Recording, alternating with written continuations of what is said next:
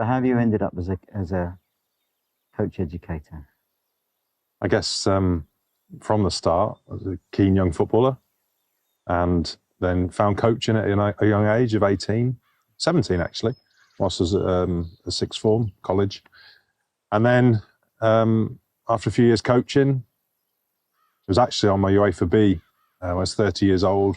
Nige, who's you've spoken to today already, was my tutor, and he kind of inspired me to become a coach educator. So that's how I ended up as a coach educator. It's that kind of journey. But you see football now through several different lenses? I do. Yeah, I do. Recently, I'm now a parent of a young man who plays football a lot, both informally and formally. So I'm on the other side watching, which has had its challenges, I'm not going to lie.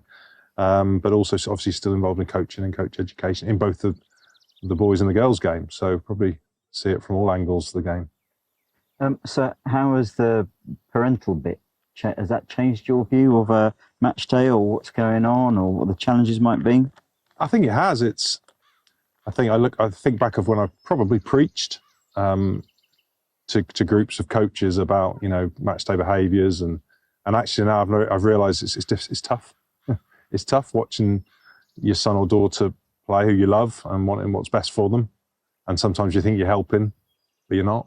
And yeah, I'd be lying if I sat here and said that I hadn't fallen foul to some of the poor behaviours. But yeah, so it is tough. I understand it a lot more now. I can see things from a parent's point of view. I can see that communication to parents is key. I think we need to know what's going on. We're key stakeholders. We invest a lot of time and money into our child's kind of football, that I think we deserve to be informed a little bit of what's going on. So I think that's probably helped me in terms of my job, being a parent of a footballer. And what might some examples be of what parents need to know? What's behind the curtain of their club? I think we need to know that. I think it'd be not need to know. I think it's in our interest and the child's interest that we know what they're working on and what they've been asked to do, because we might kind of encourage one thing which they've been discouraged to do on the other side of the pitch. So I think it's that alignment, isn't it? That joined up thinking. I come from an era when I was developing as a young coach. I remember a mentor of mine saying, look, parents are merely a taxi driver for their son or daughter, but not now. Society's changed, and I think that mums and dads are more informed about football. I think we should have a loose understanding of what's being worked on. That's probably key. I think why they're doing things. Why are we doing things? We stand on the other side of the pitch and become frustrated because we want what's best for our son or daughter. But actually, there's usually a pretty well thought out rationale for what they're doing. So are there some examples that you can think of those sorts of confusions? What Yeah, I think might cause misunderstanding? Yeah, probably playing in different positions, possibly. Probably game time. Your child being taken off when they're playing well. Well, it might have been a pre-arranged agreement to come off at that stage. And I think it's also looking at it from my son is not the only player on that team. There are however many other children and sets of parents to keep happy. But yeah, certainly positionally, should I say. Game time's another one. Actually, maybe some of their interventions on the side of the pitch, ask them to do certain things where maybe I know a little bit about the game. I might challenge, well, why have they asked them to do that? But I've got to put trust in those coaches. I've been very lucky since Oliver started playing at, I think, 6 years old. He's had some fabulous coaches, and I've been very lucky. I've not had to address any kind of misdemeanors, shall I say.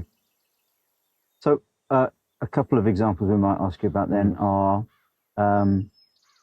my son or daughter. They're obviously a left back. Why isn't the coach playing them in their best position? Yeah. Well, my first response to that would be, why are they obviously a left back? Obviously, maybe they've got a good left foot, but I think I hear this a lot where, that's his best position or her best position. But until you rotate and actually experiment with players, we don't really know what their best position is. And what may be their best position now might not be in the future based on physical characteristics. I think we've also got to kind of appreciate that, again, there are other players within the team. It's hard for a coach to juggle that and balance it. And we've got to also, probably most importantly, what do the kids want to do? You know, all right, left back might be their best position, but the child might want to play in centre midfield or as a striker. So it's balancing needs and wants and motivations, isn't it? But I'm a big advocate of, at a younger age, children trying out a variety of positions. There's a caveat to that. I don't think we should be rotating players, young players, positions within games too much. And I've seen coaches fall foul of that when, you know, they play left back for the first quarter and then they come off and they go play right wing for the second quarter and then up front for the last. And in terms of learning, I'm not sure that's conducive to learning. But over a series of weeks in a season, I think the variety of positions is key. And we do fall into the trap of stereotyping players, I think, because they maybe remind us of a player I've worked with before, or remind us of a Premier League player. But yeah, be careful. I think we need to be careful not to fall in the trap of pigeonholing at too young an age. Something that might surprise parents sometimes is a coach not saying very much or not being very animated on the touchline. Why might that be the case, and what should we be thinking about that sort of behaviour? Yeah, we all look at the Premier League and we see the Guardiolas and the Klopps and the Artetas very animated, and that's a completely different environment, isn't it? I'd like to think coaches who are very quiet and calm on the touchline, I'd like to think they're observing. And I'd like to think that when they do intervene, it might be at the break, it might be quietly, when the ball's out of play, and it's considered kind of informed information rather than noise, white noise. So yeah, I would suggest definitely a message to parents is if the coach is not shouting all the time and yelling, it's not because they're not helping the children. They're probably helping them a bit more. I do, however, feel that sometimes children do need help. I call it rubber ring coaching a little bit. The analogy would be if a child's struggling to swim, then you're going to chuck them a rubber ring. You know, you're not going to let them drown, obviously. So in football, I think there are times where maybe we can help the young players a bit. But the skill is knowing when and how to do that. I think we talked about a good environment for youth football. And I believe sitting down. I think everyone should sit down. Because I think if you stand up, you're naturally going to be more animated. And I don't know why, and the Germans do it well, you know. When I've been over to Germany on tour with the players, they sit down. Everyone sits down. And you're not then tempted to sort of get closer and agitated. And I think coaches should sit down. The best coach I ever saw do this was when I was a young coach, learning a trade under an older coach. And he used to do what Bielsa does, and he used to sit on a little stool. He's the most relaxed man in the whole environment. And I do wonder if there's something around sitting down for parents and coaches. So that, yeah, I don't know how we're going to get that, or whether we did just get that, but it's massive. Picnic chairs? Absolutely. You get 2 for 12 quid in Asda. Get yourself a picnic chair and chill out. Is there any noise that's good at a grassroots football match? I would suggest positive noise and encouragement. And I'm not behind this silent Saturday, silent weekend football 100%, because I think children respond to positivity and clapping and encouragement and praise and from coaches and parents. So I think noise is good and it's exciting. And my son always says he wants me there, which is good. You know, I don't think we should ever be in a position where children don't want their parents to watch them play football. But yeah, any noise should be positive. So it's a Saturday morning. It's about 10:30. The wind's whipping round and the bit of rain coming down. Surface is getting skiddy. There's 5 minutes to go in a game. It's really evenly balanced. And the coach has taken off the best player. Why might that happen? Again, that would probably frustrate me. But then I'd have to think and rationalise my thoughts. It'd probably frustrate the players. But again, there's probably a very, very good reason and rationale for them doing that, whether it's short term or long term. And I think that's the bit, isn't it? This is a long journey for young players, and providing there's a good rationale for doing what the coach has done, I don't think we should be questioning that. And there's probably some long-term benefits from that. Winning a game of football is fantastic. It's not the be-all and end-all, is it? So there's probably a lesson there within it. we measure success by winning and losing football matches, but there are other ways of measuring success, medium and long term, I'm sure. So for a coach, what are those other objectives that they might be trying to fulfill on a Saturday morning, especially in a match situation?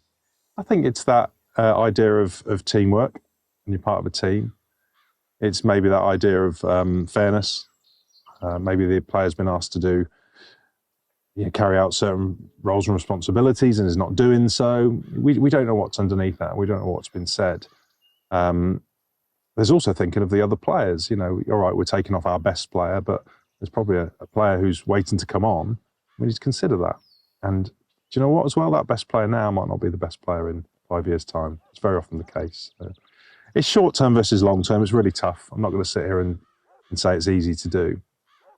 I've been there. I've made mistakes. And I'll continue to make mistakes as a parent, as a coach. But it's certainly worth, we need to consider all aspects and what the coach is thinking. So some things about matches and training that parents might observe are different these days include there's one player who's always got his head down, always dribbles with the ball, doesn't pass. Everybody's screaming at him to pass. What for somebody, I don't know, 7 or 8 years old, what should the advice be? Well, I think the advice has got to be to encourage dribbling and not knock it out of them. Something we talk about a lot is thank goodness Lionel Messi's coach didn't tell him not to dribble. We wouldn't have him, would we? It's the FA are doing a great job in terms of decreasing the formats, the numerical formats. So they're talking about going 2v2s, 3v3s, because they recognise that young players want to dribble a football. I think we fall into the trap of expecting our under-8s match on a Saturday morning to look like the Premier League match on a Saturday afternoon. It's not going to. And actually all those Premier League footballers have gone through this process. At some point, players will need to learn when to share the ball, and that will come through self-discovery, trial and error.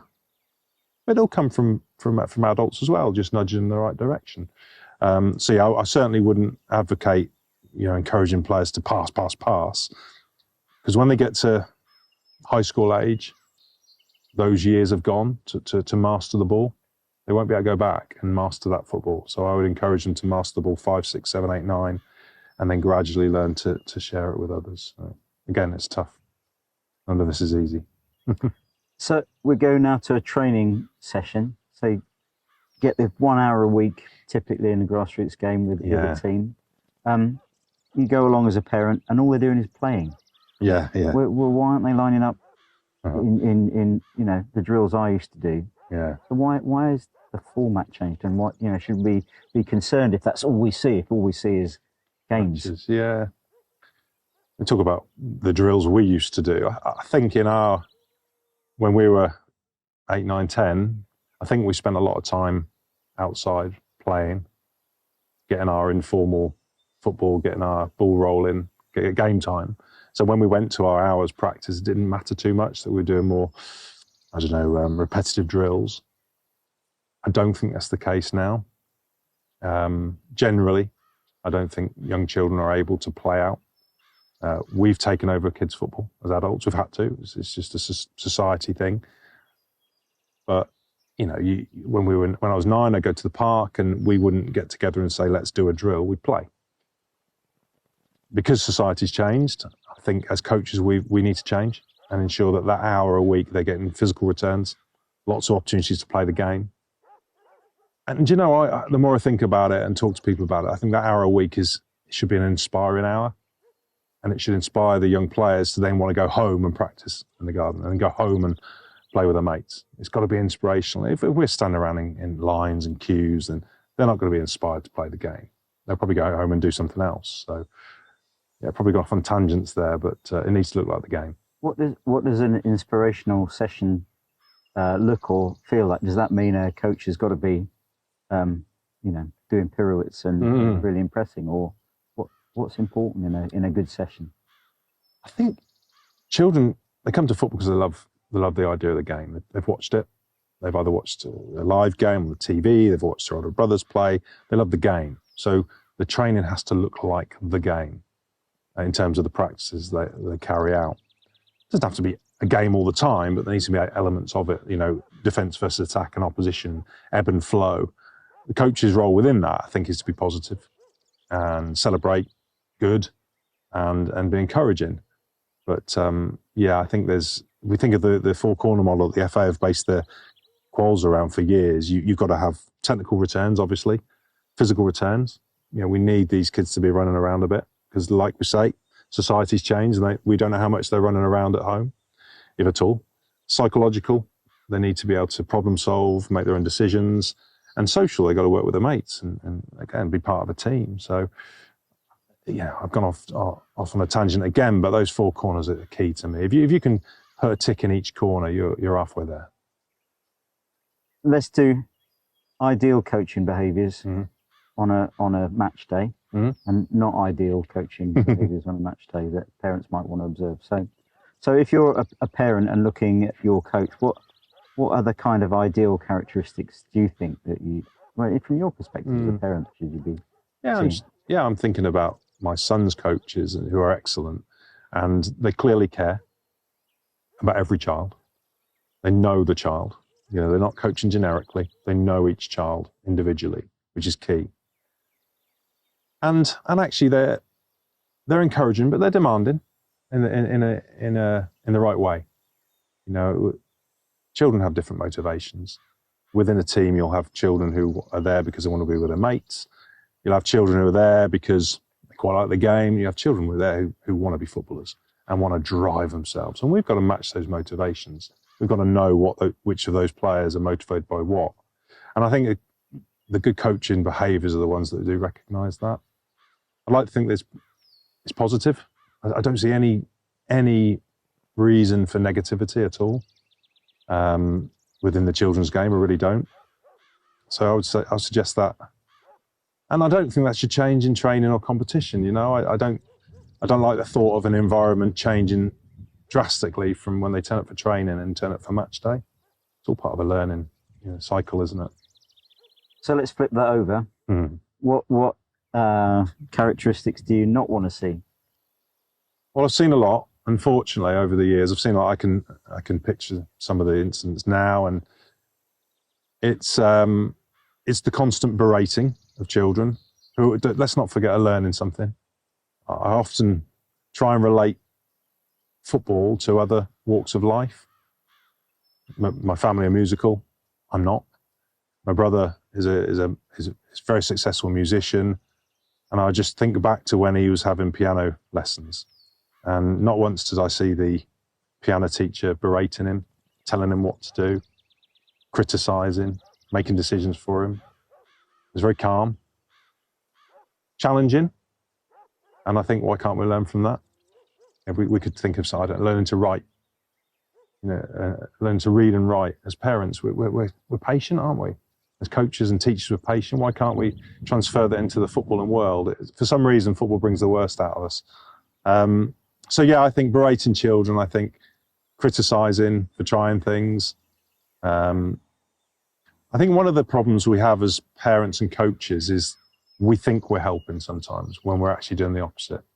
And that's the instruction. So as the ball's about to arrive at a young player's feet and all these decisions are going through their mind, what am I going to do? You know, how fast is the ball coming towards me? Where are the teammates? Where's the opposition? Whereabouts am I on the pitch? And all of a sudden we get this blanket of noise. They come their way with their little brains, and the decision making just goes out the window, and they probably just go whack, and they want the ball as far away as possible from them. And I just think that's probably mum, dad and coach trying to help when actually it's completely hindered them. So I think let's try and avoid giving any information to players before they get on the ball. Maybe some afterwards, some feedback, but let's not make decisions for them because they're trying to work it out for themselves. So that's probably, I think, as a footballing culture, we get that wrong. And I have as well.